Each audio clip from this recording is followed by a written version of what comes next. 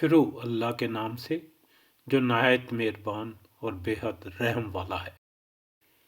تم پر حرام کیا گیا مردار، خون، سور کا گوشت، وہ جانور جو خدا کے سوا کسی اور کے نام پر ذبح کیا گیا ہو، اور وہ جو گلا گھٹ کر یا چوٹ کھا کر یا بلندی سے گر کر یا ٹکر کھا کر مرا ہو، یا جسے کسی درندے نے پھاڑا ہو سوائے اس کے کہ جسے تم نے زندہ پا کر ذبح کر لیا ہو، اور وہ جو کسی آستانے پر ذبح کیا گیا ہو۔ نیز یہ بھی ہے تمہارے لیے ناجائز ہے کہ پانسوں کے ذریعے سے اپنی قسمت معلوم کرو، یہ سب افعال فسق ہیں۔ آج کافروں کو تمہارے دین کی طرف سے مایوسی ہو چکی ہے، لہذا تم ان سے نہ ڈرو بلکہ مجھ سے ڈرو۔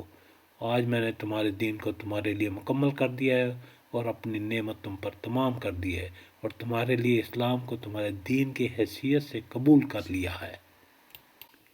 لہذا حرام و حلال کی جو حدود تم پر عائد کر دی گئی ہیں ان کی پابندی کرو۔ البتہ جو شخص بھوک سے مجبور ہو کر ان میں سے کوئی چیز کھا لے بغیر اس کے گناہ کی طرف اس کا میلان ہو، تو بے شک اللہ معاف کرنے والا اور رحم فرمانے والا ہے۔ لوگ پوچھتے ہیں کہ ان کے لیے کیا حلال کیا گیا ہے؟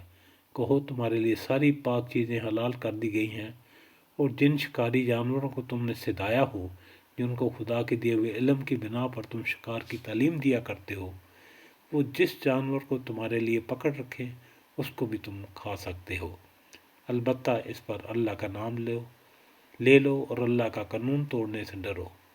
اللہ کو حساب لیتے کچھ دیر نہیں لگتی۔